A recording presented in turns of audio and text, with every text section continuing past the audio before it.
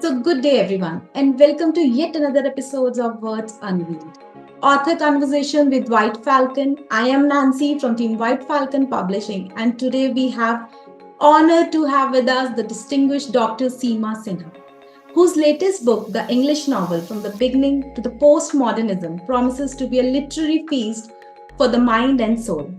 Dr. Sinha has dedicated her career to the exploration and critique of English literature, and her new two-volume series dives deep into the evolution of English novel, with a special spotlight on the remarkable contribution of Jane Austen, Emily Bronte, and George Eliot.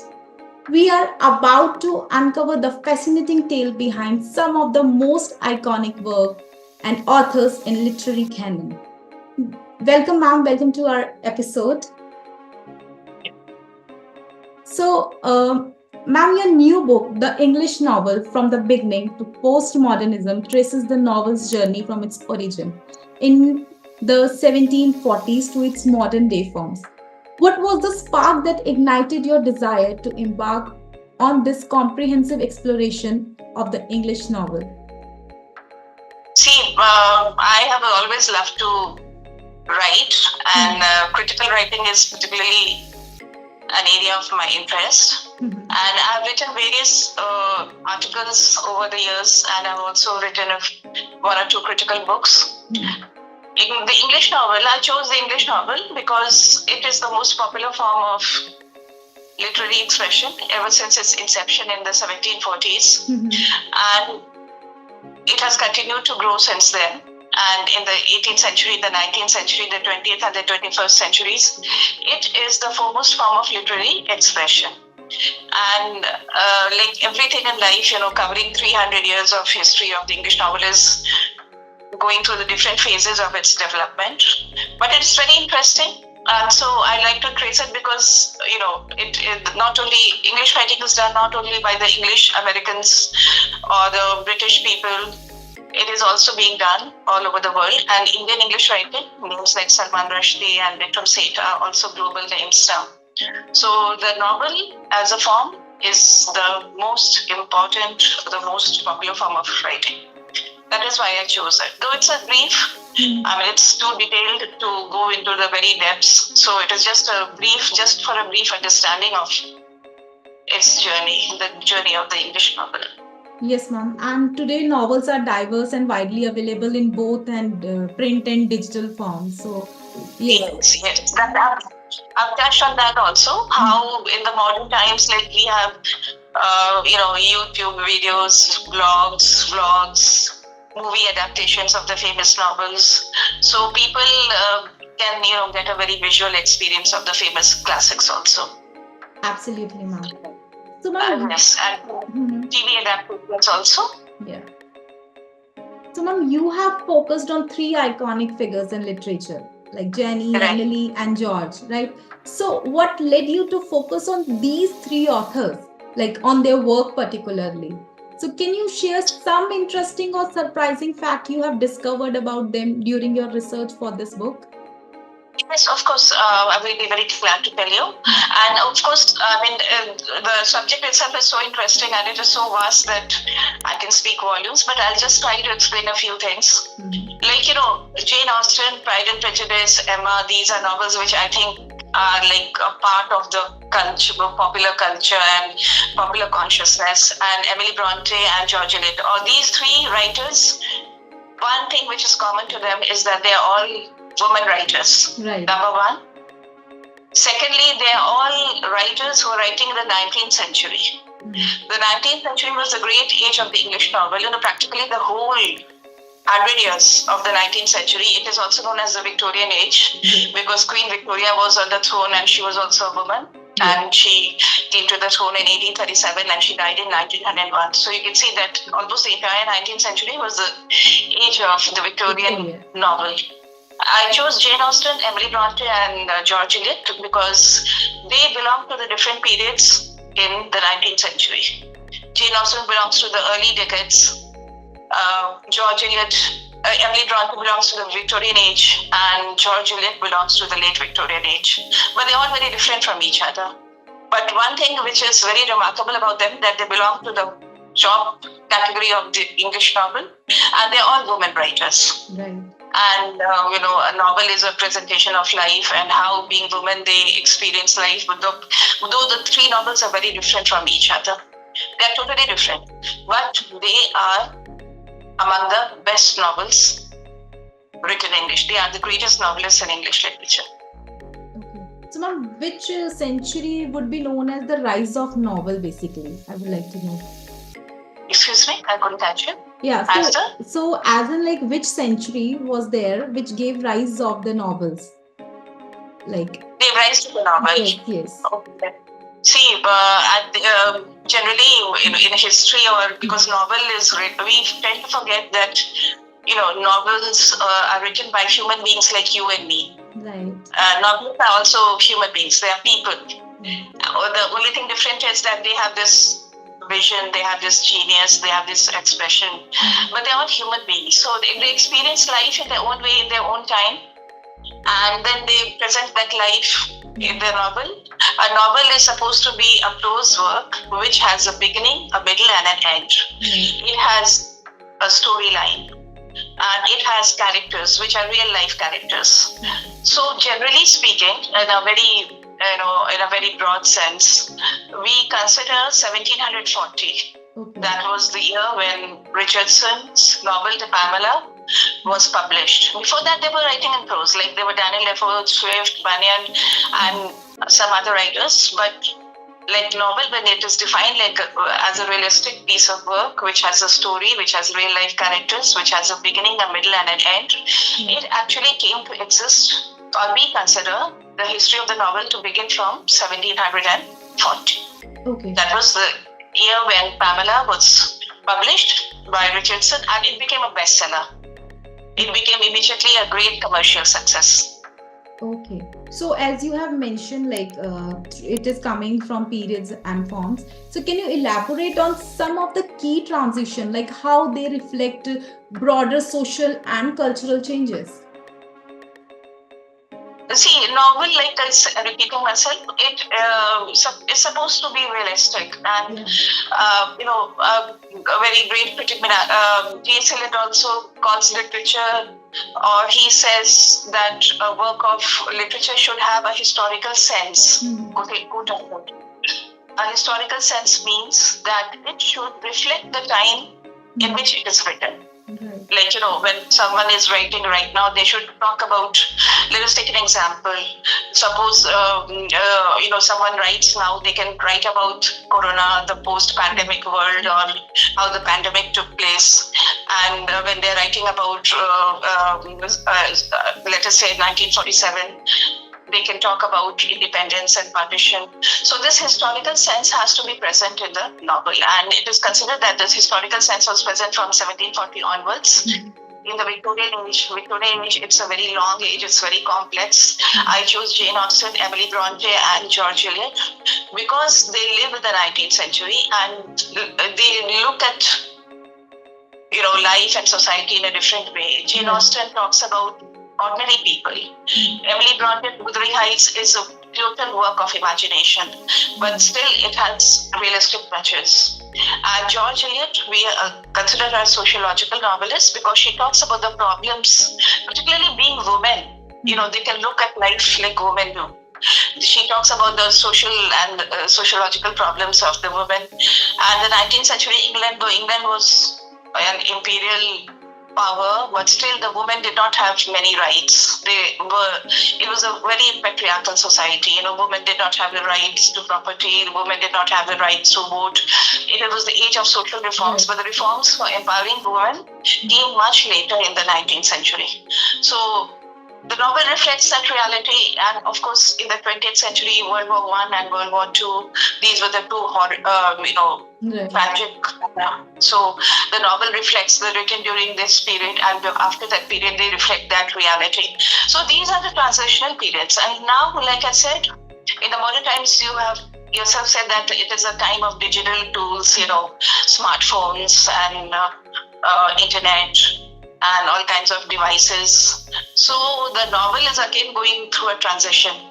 And we find that these famous classics, they are adapted into, YouTube videos or TV, movies, and so on. And one very interesting thing which has taken place was Bob Dylan was a pop singer, and he was given the Nobel Prize for Literature. I think it was in 2016, I'm not sure, but it was in this millennium, in the 21st century. So novel is a very dynamic form of literature. So obviously it is going through a lot of transition and it will continue to grow.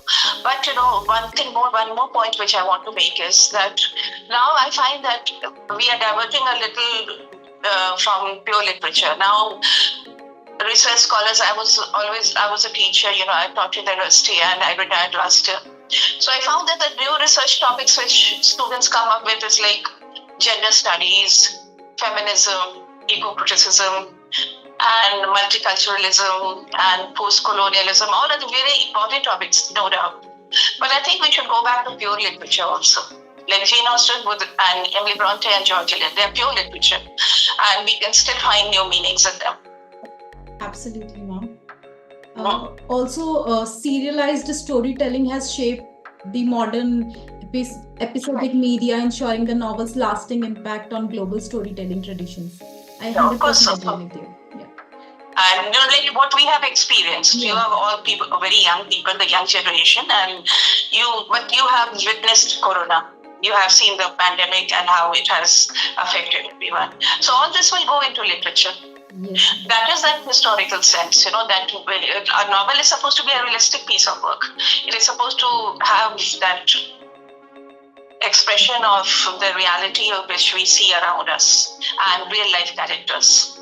So that is how it transitions and it grows and it changes forms.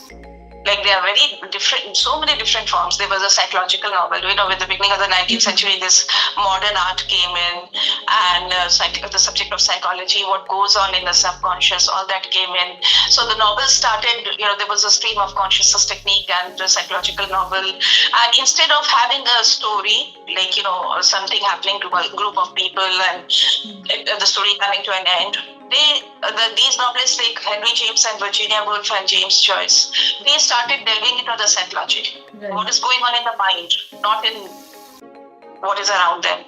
So that was also a development, very important development. But on the whole, I think the novel is interesting because it portrays reality and we can connect with it.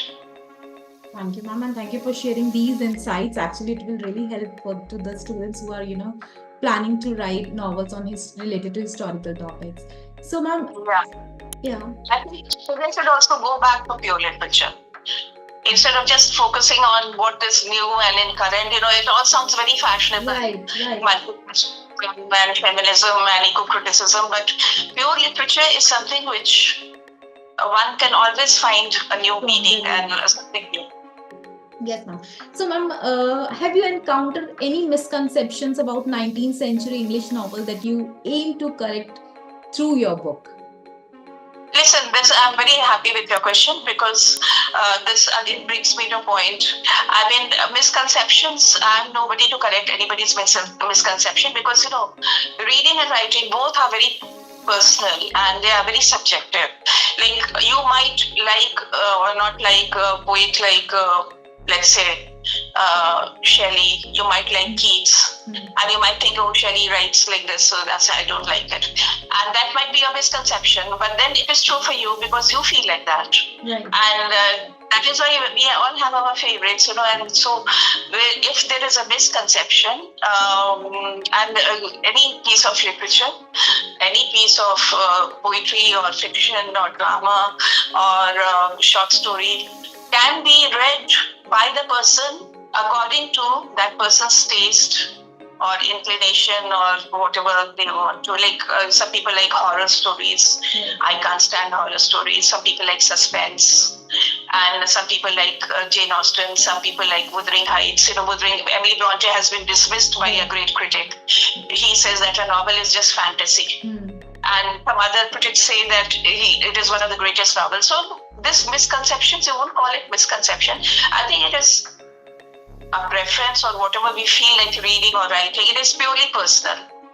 So I would like to express my view. The other person might not agree or might not like my views, but then again, I cannot completely discard anybody's views as far as literature is concerned.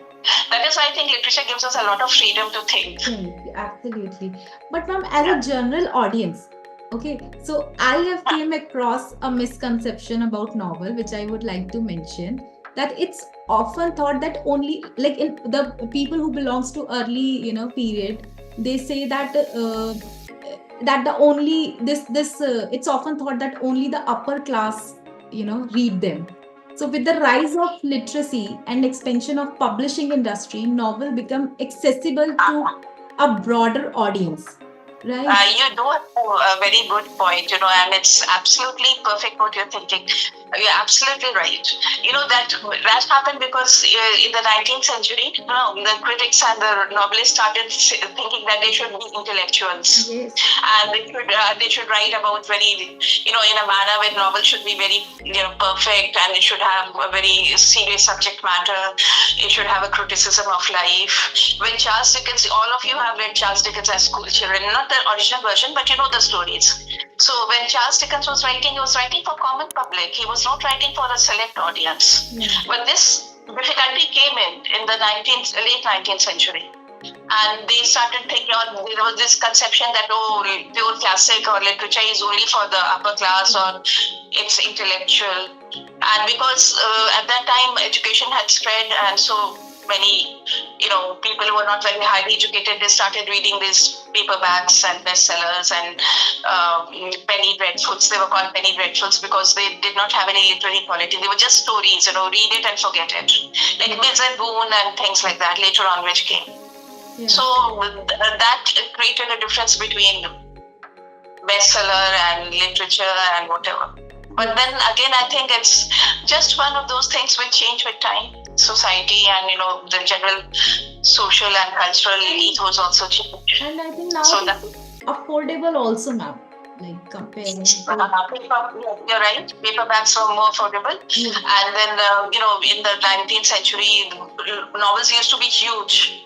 You take up a book by Charles Dickens or any of the Victorian writers, they find they're huge novels because they had a lot of time. In the modern time, who has the time to sit and read 400 pages? It's not possible, no? So naturally, these are the evolution and the changes in the novel. And people did not have the patience, and some of the lower classes were not highly educated. So they just wanted entertainment. They would read a novel, they would buy a penny novel, and they would read it and then throw it away. Then it would be just, simple story and horror, suspense, romance, whatever. Absolutely. So, yeah. But certain classics like, Pride and Prejudice by Jane Austen or Wuthering Heights by Emily Bronte or George Eliot's novel, they are literature as well as very, very popular. They're still popular. Yes, agree with you. So what advice would you give to students or aspiring writers who are interested in studying or writing about the history of English novel? The first thing is that they should read, they should try and read as many books as possible. It's a research, kind of a research.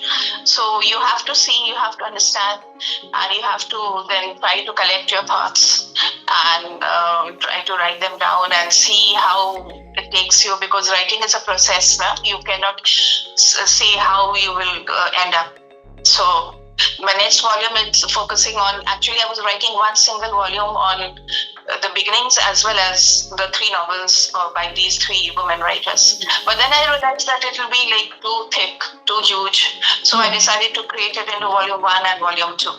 So it's for every writer, or I would advise the students not to go for just something which sounds very nice, like, I'll do my research on feminism, and these are the topics which are in vogue right now. Go for literature, try and understand literature, because you can always find a new meaning, and you can go back to these classics and read them again and again.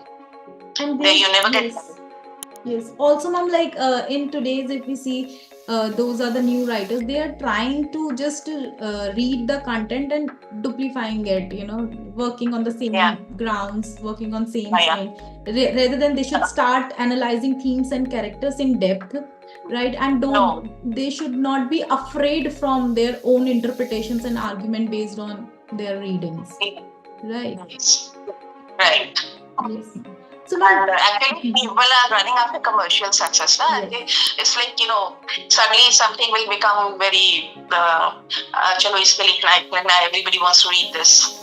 And then it will be in the season or on the popular taste for some time, then it will disappear. It should not be like that. It should be like, if you're really creative, you really want to write or give something which is going to have an appeal even 10 years, 20 years from now, then you should try to focus on, I think, life itself. Life gives you so many clues. Right. You can write about so many things. Yes. So, ma'am, what do you hope reader will take away from the English novel from the beginning to postmodernism? I hope that the students or whoever reads this book, they find something in it while they try. It makes things clear to them, because I have also tried to define what is the difference between popular literature and pure literature, and also what the novelist should aim for.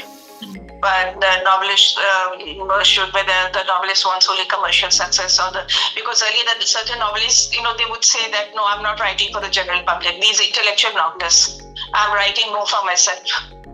So it is upon it depends on the writer, and I think it's a very individual thing. So they can decide, or the novelist, if he's a serious writer, can think, and I think most important, if it gives you personal happiness and personal satisfaction, then that is what matters. Absolutely, ma'am. So lastly, can you share any advice for aspiring authors about choosing the right publisher and navigating the publishing process?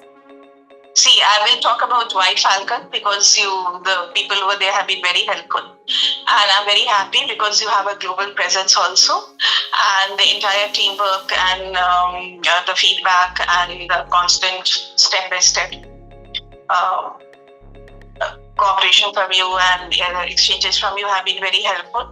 And the White Falcon publishers, I recommend them completely, and I think I'll come back to you again for my next volume. Thank you. And it's a publishing house, which is, I'm very happy with them. Thank you so much.